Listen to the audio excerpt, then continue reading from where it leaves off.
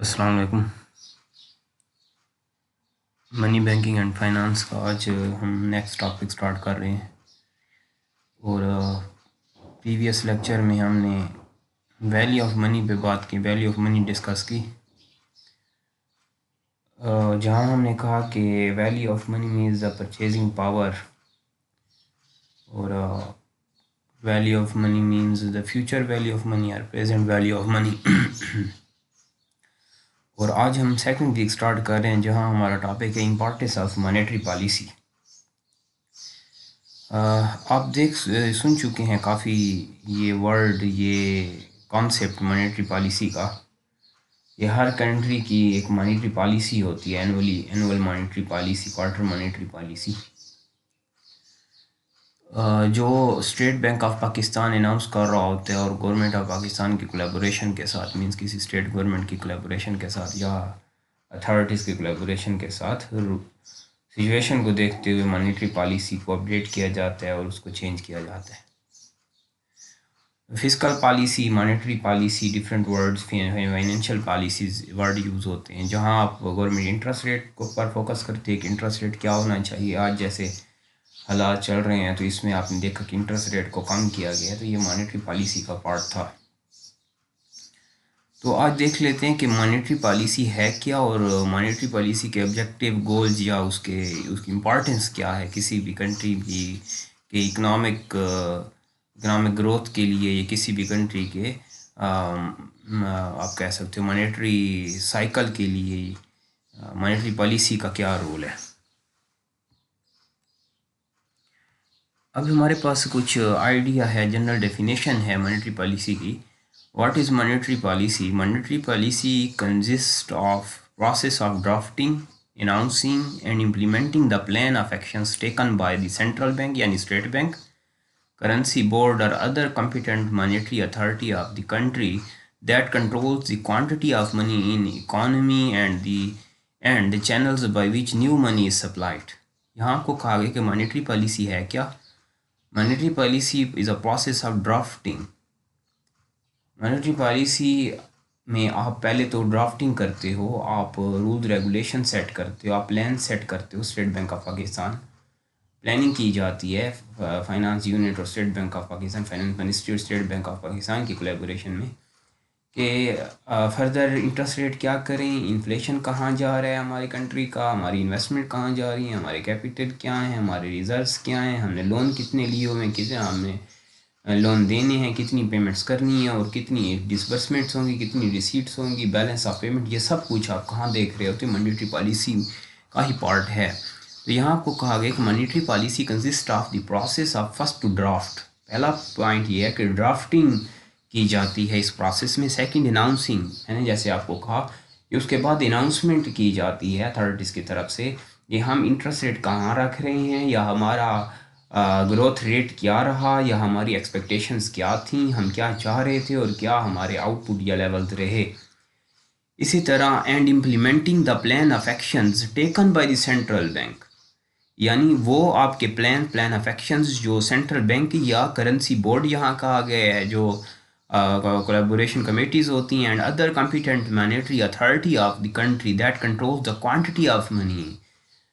फिर बात यहाँ आ जाती है कि जब आप सर्कुलेशन ऑफ मनी को कंट्रोल कर रहे हो, तो जिसे हमने कहा, जिसे लीगल डेफिनेशन हमने कहा कि anything which is declared by the state as money is money, कि आप क्योंकि थ्रू सेंट्रल बैंक अपनी फ्रेंचाइजेज या कमर्शियल बैंक या डिफरेंट बैंक्स के ज़रिए क्या कर रहा होता है, क्वांटिटी ऑफ मनी की सर्कुलेशन देख रहा होता है। अगर ये स्लो हो रही है तो वहाँ फिर मॉनेटरी पॉलिसी चेंज होगी, अगर इन्फ्लेशन बढ़ रहा है मॉनेटरी पॉलिसी चेंज होगी, अगर फॉर एग्जांपल आज कोरोना वायरस की जैसे एक सिचुएशन है तो इसमें आप देखें गवर्नमेंट ने मॉनेटरी पॉलिसी अपनी चेंज की है और उसके रीज़न्स यही थे कि अब ज़रूरत पड़ गई थी कि मॉनेटरी पॉलिसी को चेंज किया जाए ताकि इन्वेस्टर्स को प्रोटेक्शन मिले, ताकि लोगों को कम इंटरेस्ट रेट पे लोन मिल सकें और उससे सर्कुलेशन ऑफ मनी जो है या क्वांटिटी ऑफ मनी जो है वो डिस्टर्ब ना हो।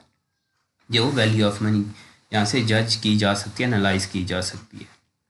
तो हमने यहाँ को ये देखा कि मॉनेटरी पॉलिसी आपके पास it is a process of drafting, announcing and implementing the plan of actions. Plan of actions related with money circulation, quantity of money, आप कह सकते हो वैल्यू ऑफ मनी। तो ये इससे रिलेटेड आप स्टेप ले रहे होते हो और फर्दर गवर्नमेंट स्टेप ले रही होती है। State bank of Pakistan 30 step ले रही होती है और फिर क्वार्टरली कह सकते हैं, सेमी एनुअली और एनुअली फिर रिजल्ट्स देखे जाते हैं। इसी तरह आपके पास है कि नेक्स्ट अगर देखें, monetary policy consist of the management of money supply.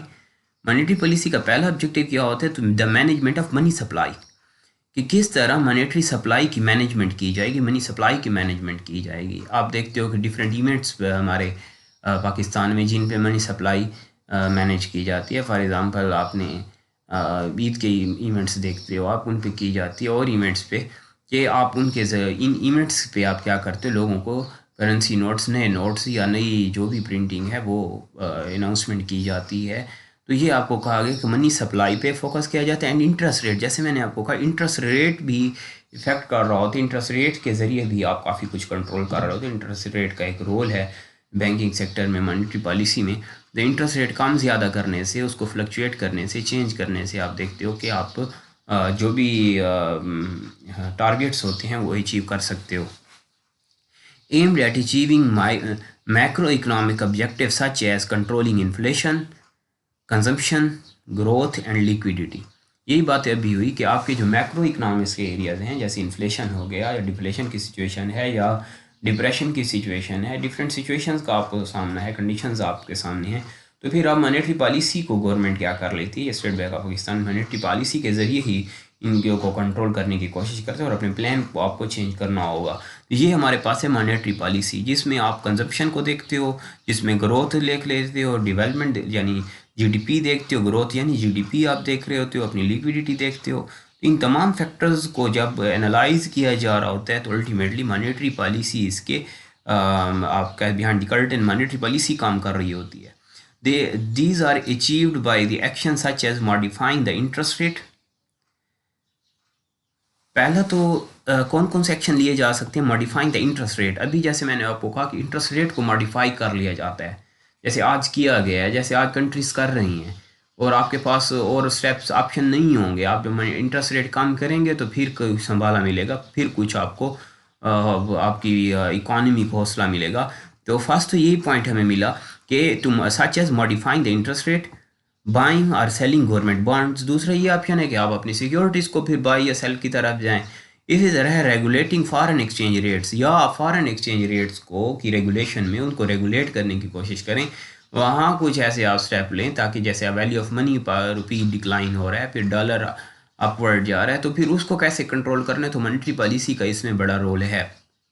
या आपने IMF की तरफ जाना है, लोन लिए हुए हैं आपने और IMF की बात वहाँ आपको फॉर एग्जांपल पे इंस्टॉलमेंट्स करनी है, तो उसके लिए भी आपको मॉनेटरी पॉलिसी हेल्प आउट करती है कि किस तरह हम पैसे से पैसा बनाएंगे, किस तरह हम इंटरेस्ट रेट हमारे क्या होने चाहिए, हम टैक्सेस कैलकुलेट करेंगे तो कैसे। तो ये सब कुछ मॉनेटरी पॉलिसी के साथ लिंक्ड है।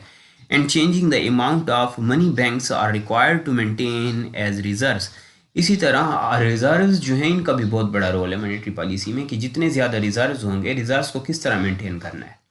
और रिजर्व्स हमारे अगर जैसे रिजर्व पाकिस्तान के आप देखते हैं फॉरेन रिजर्व्स जो हैं वो डिक्लाइन होना शुरू हो गए, इससे सर्कुलेटिंग डेट हो गया, different problems Pakistan deficit face कर रहा था। तो ये आपके पास है मॉनेटरी पॉलिसी। तो बहुत सिंपल पॉइंट में हमने लिखा कि मॉनेटरी पॉलिसी एक ऐसी पॉलिसी, कुछ ऐसा प्लान ऑफ एक्शन है जो गवर्नमेंट ड्राफ्टिंग और अनाउंसिंग और इम्प्लीमेंटिंग की तरफ से सेंट्रल बैंक या बोर्ड या कंपिटेंट अथॉरिटी फॉर एग्जांपल किसी भी कंट्री की, इसके ज़रिए आप क्या कर लेते हो, अपनी मॉनेटरी सप्लाई को, क्वालिटी ऑफ मनी को, वैल्यू ऑफ मनी को, फॉर एग्जांपल लिक्विडिटी को, ग्रोथ को, कंजम्पशन को, इन्फ्लेशन को, ये तमाम फैक्टर्स को आप क्या कर सकते हो, ईजीली हैंडल कर सकते हो, कंट्रोल कर सकते हो।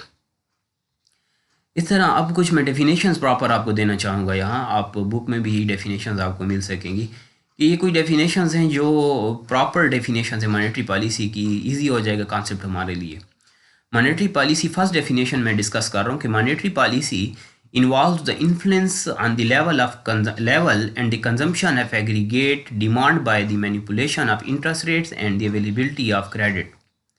पहले तो मॉनेटरी पॉलिसी को DC ऑस्टन ने डिफाइन किया कि मॉनेटरी पॉलिसी जो है, ये monetary policy involve the influence on the level and consumption of aggregate demand by manipulation of interest rate, interest rate को मैनिपुलेट करने से, उसको चेंज करने से, फ्लक्चुएट वेरिएशन उसमें लाने से, कि पहले इंटरेस्ट रेट आपका फॉर एग्जांपल 7 पॉइंट समथिंग है, फिर आप 5 पे लाए हैं, फिर आप 6 पे लाए हैं, तो इंटरेस्ट रेट आप फ्लक्चुएट कर रहे हो।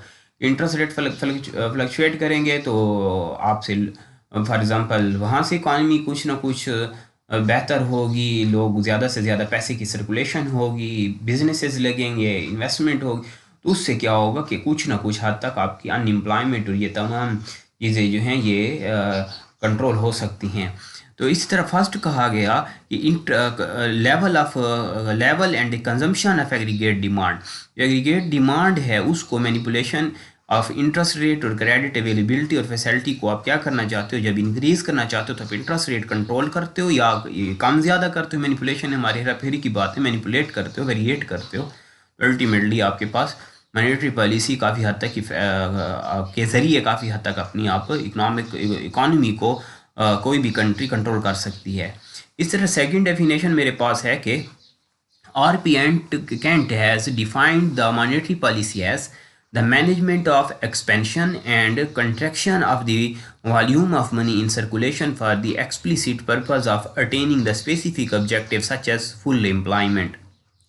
फिर दूसरा पॉइंट ये है कि मॉनेटरी पॉलिसी है किया, it is the management of expansion and construction of volume of money. कि आप क्या करते हैं, एक्सटेंशन और कंट्रक्शन आप पढ़ चुके हैं माइक्रो इकोनॉमिक्स में, कि आप या तो इंक्रीज कर रहे हो या आप श्रिंक कर कंट्रोल कर रहे हो monetary for example of the volume of money. जो भी आपकी कंट्री में पैसा है, जो भी आपकी कंट्री में सर्कुलेशन में जो भी पैसा है, जो भी करेंसी है, जो भी मनी है, वैल्यूज़ हैं, उनको आप क्या करते हो, या बढ़ाते हो या कम करते हो, या इंटरेस्ट रेट कम करते हो या ज़्यादा करते हो, जिससे आपकी जो मनी सप्लाई है वो स्पीड अप हो जाती है या स्लो डाउन हो जाती है।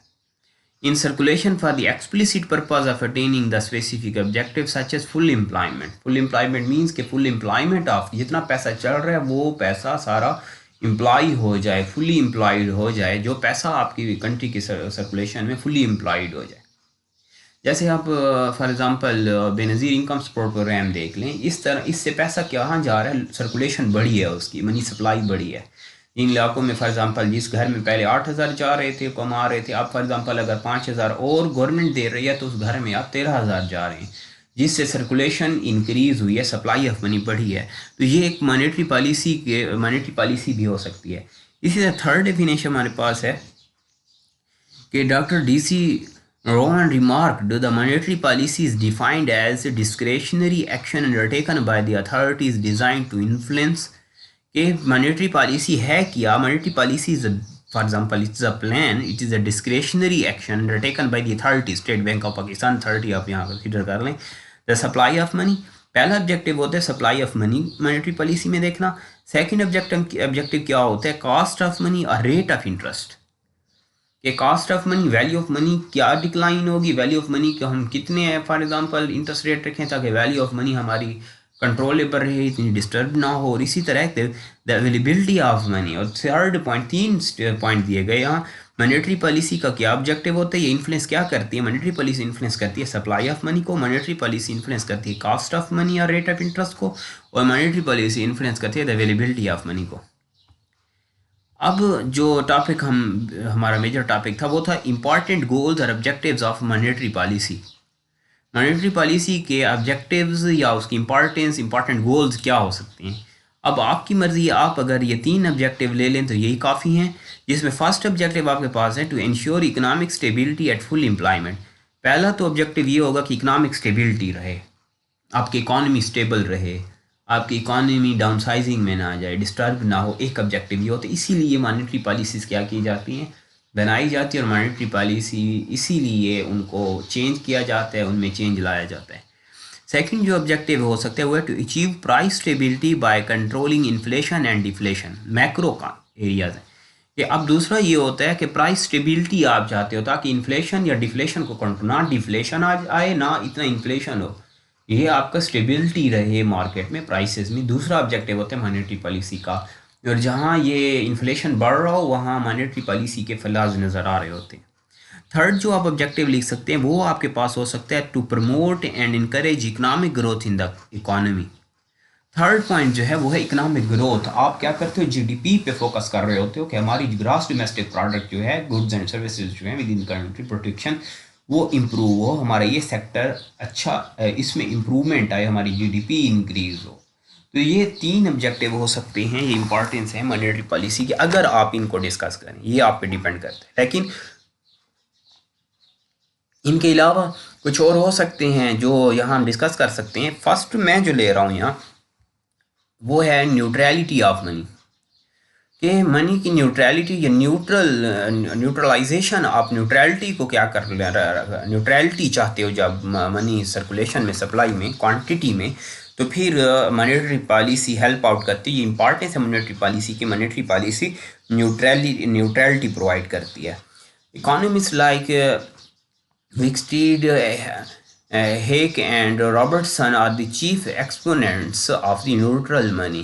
They hold the view that monetary authority should aim at neutrality of money in the economy.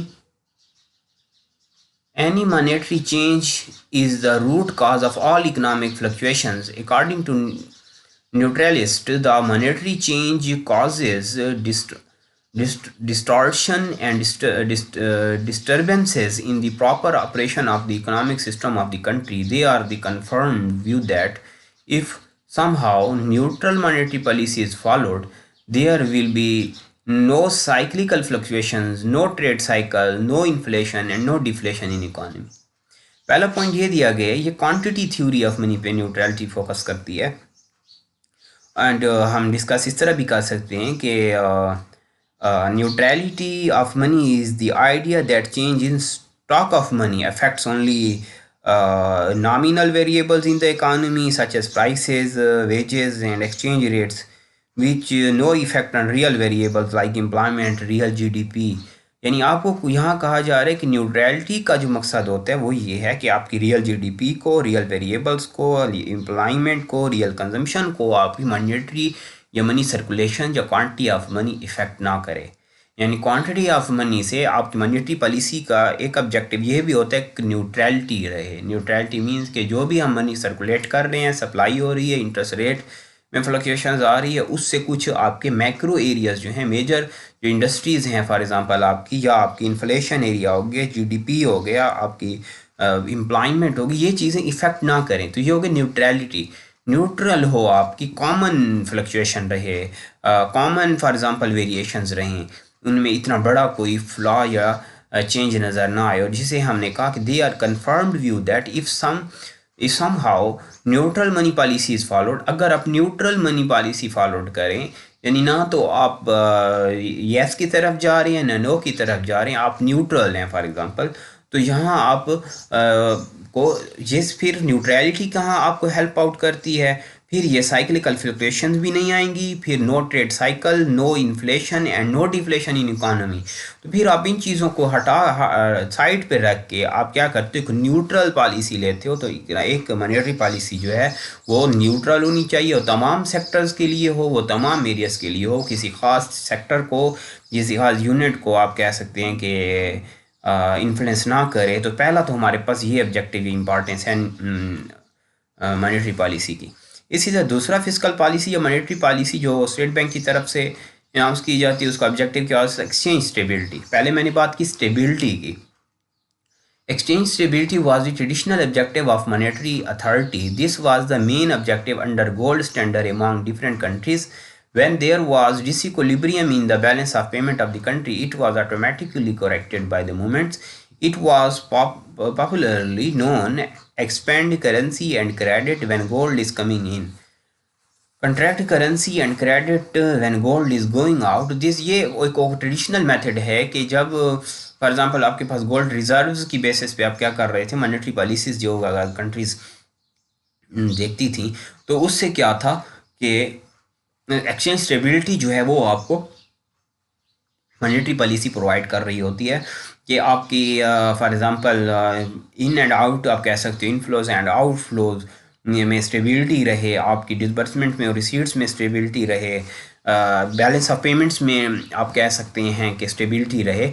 It must be noted that if there is instability in exchange rates, अगर exchange rates हैं, for example आप foreign exchange में जा रहे हैं, आप trade में जा रहे हैं तो वहाँ एक्सचेंज रेट्स में अगर कोई फ़र्क आ रहा है, fluctuation, it would result in outflow और inflow of gold resulting in unfavourable balance of payment. तो यहाँ से ट्रेडिशनल है कि यहाँ से क्या होगा कि बैलेंस ऑफ पेमेंट्स इफेक्ट करेंगी अगर आपके एक्सचेंज स्टेबिलिटी ना हो। इसका मतलब है कि एक्सचेंज रेट्स में स्टेबिलिटी भी एक ऑब्जेक्टिव रहता है मॉनेटरी पॉलिसी का। अब थर्ड पॉइंट में मैं जाना चाहूँगा वो है प्राइस स्टेबिलिटी। बहुत इजी पॉइंट है, हमने इन्फ्लेशन की बात की अभी, तो यहाँ ये भी हमें पॉइंट नज़र आता है कि मॉनेटरी पॉलिसी का ऑब्जेक्टिव ये भी होता है जहाँ आपको supply of money, quantity of money, value of money, inflation या डिफ्लेशन फॉर एग्जांपल, या डिफरेंट मार्केट सोर्स फैक्टर्स जो हैं उनको आप फोकस कर रहे होते हो, तो यहाँ प्राइस स्टेबिलिटी भी एक ऑब्जेक्टिव होता है कि प्राइस स्टेबिलिटी रहें, इन्फ्लेशनरी ट्रेंड्स इतने ना रहें और प्राइसेस जो हैं स्टेबल हों ताकि हर किसी की दस्तरस में हो, परचेसिंग पावर लोगों की यहाँ डिस्टर्ब ना हो, डैमेज ना हो। ये एक ऑब्जेक्टिव भी रहता है मॉनेटरी पॉलिसी का। The objective of price stability has been highlighted during the 20s and 30s of the present century. In fact, economists like Custer, Cassell and Keynes suggested price stabilization as a main objective of monetary policy। मैंने आपको कहा कि government ने जब देखा कि हालात ऐसे हो रहे हैं कि आपकी अब स्टॉक एक्सचेंज भी गिर रही है, फॉर एग्जांपल इंटरनेशनल पूरी दुनिया क्राइसिस में आ रही है, तो अब आपको ज़रूर कुछ ना कुछ करना था ताकि पहले लोग बेरोज़गार हो चुके हैं और ऊपर से महंगाई अगर बढ़ना शुरू हो जाए, ऊपर से लोगों के पास लोग for example high interest rate पे बैंक्स की तरफ ना जा पाएँ, तो फिर आपको इंटरेस्ट रेट को कंट्रोल करना था। तो इंटरेस्ट रेट कंट्रोल से मॉनेटरी पॉलिसी को काफ़ी हद तक या आप कह सकते हो आपकी इकोनॉमिक साइकिल को, इकोनॉमी को काफ़ी हद तक सपोर्ट मिलती है। तो ये हमारे पास है प्राइस स्टेबिलिटी, ये इन्फ्लेशन से हम रिलेटेड बात कर रहे हैं। फिर हम ये कह रहे हैं कि stable prices repose public confidence because cyclical fluctuations are totally eliminated. अभी ये मैं बात कर रहा हूँ वो यही थी कि आप जब प्राइसेस आपकी स्टेबल हों तो साइक्लिकल फ्लक्चुएशंस जो हैं वो आपकी कंट्रोल्ड रहती हैं और अल्टीमेटली पब्लिक कॉन्फिडेंस में आती है और कम प्राइसेस पे जो अवेलेबल आप कह सकते हो कि मॉनेटरी रिजर्व्स पे लोग क्या कर सकते हैं या जो रिसोर्सेज अवेलेबल हैं उन पे अपनी नीड्स फुलफ़िल कर सकते हैं। तो ये एक और ऑब्जेक्टिव होता है हमेशा गवर्नमेंट का, लेकिन मॉनेटरी पॉलिसी के फलाज रह जाते हैं, सही प्लानिंग नहीं की जाती या और काफ़ी ऐसे फैक्टर्स होते हैं कंट्री में जो मॉनेटरी पॉलिसी को इफ़ेक्ट करते हैं। अभी हम उस तरफ नहीं जा रहे जो मॉनेटरी पॉलिसी को आप कह सकते हो डैमेज करते हैं या सक्सेसफुल नहीं होने देते। तो ये आपके पास थर्ड पॉइंट था प्राइस स्टेबिलिटी। ये ऑब्जेक्टिव भी आप ले सकते हैं, इंपॉर्टेंस भी ले सकते हैं। इस तरफ फोर्थ पॉइंट मेरे पास है फुल एम्प्लॉयमेंट। तो यहाँ थोड़ी इसकी हिस्ट्री साथ दे दी गई है कि during world depression the problem of unemployment had increase rapidly. It was regarded as socially dangerous, economically wasteful and morally deplorable. Thus, full employment assumed as a main goal of monetary policy. In recent times, it is argued that the achievement of full employment automatically includes price and exchange stability. तो full employment किसे कहते हैं कि जब आपका पैसा, आपकी country में जितनी भी पैसा है, जो भी आपके पास रिजर्व हैं, जो भी सर्कुलेशन में मनी है, जो क्वांटिटी ऑफ मनी है, जो सप्लाई ऑफ मनी है, ये फुली एम्प्लॉयड रहे, फुली इन्वेस्टेड रहे, फुली सर्कुलेशन में रहे। यानी ऐसा ना हो कि किसी एक ख़ास तबके के पास फॉर एग्जांपल आप कह सकते हैं कि होल्डिंग आउट होती रहे, ज़ख़ीरा होता रहे, ज़ख़ीरा अंदोज़ी होती रहे और फिर आपके जो फॉर एग्ज़ाम्पल वो एरियाज़ हैं, वो आपके लेवल्स हैं लोगों के, या जिसे कोई लोअर तबका जो है आपका, तो वो इफ़ेक्ट ना हो यहाँ। यानी फॉर एग्ज़ाम्पल अपर क्लास या लोअर क्लास या मिडिल क्लास फॉर एग्ज़ाम्पल जो भी सेक्टर्स हैं हमारे सोसाइटी के या कंट्री के, तो ये इफ़ेक्ट यहाँ एक न्यूट्रलिटी होनी चाहिए, बराबरी होनी चाहिए। फुल एम्प्लॉयमेंट, पैसा जो है वो फुली एम्प्लॉयड हो, पैसे से पैसा बन रहा हो, इन्वेस्टमेंट से फॉर एग्जांपल ग्रोथ हो रही हो। तो ये हम कॉन्सेप्ट यहाँ देख रहे हैं कि मॉनेटरी पॉलिसी का एक और ऑब्जेक्टिव ये भी होता है कि आप फुली एम्प्लॉयड रहें, फुली एम्प्लॉयमेंट होनी चाहिए, आप quantity of money, supply of money, quality of money, value of money, तो ये यहाँ ऑब्जेक्टिव होना चाहिए। रुकना नहीं चाहिए, आपके एम्प्लॉयमेंट जो है वो फ्रीज नहीं होनी चाहिए। तो ये यहाँ हमने जनरल कॉन्सेप्ट देखा फुल एम्प्लॉयमेंट का। इसी तरह नेक्स्ट स्लाइड जो मेरे पास है वो इकोनॉमिक ग्रोथ। यहाँ आप चाहते हो कि इकोनॉमिक ग्रोथ हो, फॉर एग्जांपल जहाँ पर कैपिटा इनकम जो है, या कंट्री आप कह सकते हो कि लॉन्गर पीरियड ऑफ टाइम के लिए पर कैपिटा इनकम जो है वो स्टेबल रहे, कॉमन मैन जो है उसको लिविंग स्टैंडर्ड उसका बेस्ट रहे, या आप कह सकते हो कि आपकी GDP, goods and services qualitative standardise produce होती रहें, आपको इतना ज़्यादा इंपोर्ट की तरफ ना जाना पड़े, आपकी अपनी क्वालिटेटिव स्टैंडर्डाइज कंट्री में ही इंडस्ट्रीज़ आपको ये सर्विसेज प्रोवाइड कर पाएँ, और इकनॉमिक ग्रोथ होनी चाहिए जिस जहाँ हम जीडीपी पे फोकस कर रहे होते हैं। तो यहाँ मॉनेटरी पॉलिसी का ये ऑब्जेक्टिव भी एक रहता है कि इकोनॉमिक ग्रोथ जो है, जैसे यहाँ डिफाइन किया गया, economic growth as the process as the process whereby the real per capita income of the country increases over a long period of time. It implies an increase in total physical real output production of goods for the satisfaction of human wants. तो जब आप national income की तरफ या GDP की तरफ इन sectors में जा रहे हो, तो इस चीज़ को देख रहे हो, तो फिर मॉनेटरी पॉलिसी का रोल है। जितने स्ट्रॉन्ग मॉनेटरी पॉलिसी होगी, जितने आपके पास अनडिस्टर्ब मॉनेटरी पॉलिसी होगी, तो अल्टीमेटली आप देखेंगे वहाँ से अच्छा आउटपुट आ रहा होगा, वहाँ से इंडस्ट्रीज लग रही होंगी, वहाँ से इंडस्ट्रियलाइजेशन हो रही होगी, वो तमाम बेसिक नीड्स या ज़रूरियात जो लोगों की हैं वो फुलफ़िल हो रही होंगी आपके अपने ही सेक्टर से, अपनी ही इंडस्ट्री से, अपने ही रिसोर्सेज से। तो यहाँ पे आपका आउटफ्लो जो है, आपकी डिसबर्समेंट जो हैं फॉर एग्ज़ाम्पल मनी की, वो फिर कंट्रोल रहेंगी। और जब आपका अपना सेक्टर ही फॉर एग्जांपल आपको सपोर्ट नहीं कर रहा होगा, आपकी मॉनेटरी पॉलिसी स्ट्रांग नहीं होगी, तो वहाँ फिर हर्डल्स हमें नज़र आते हैं।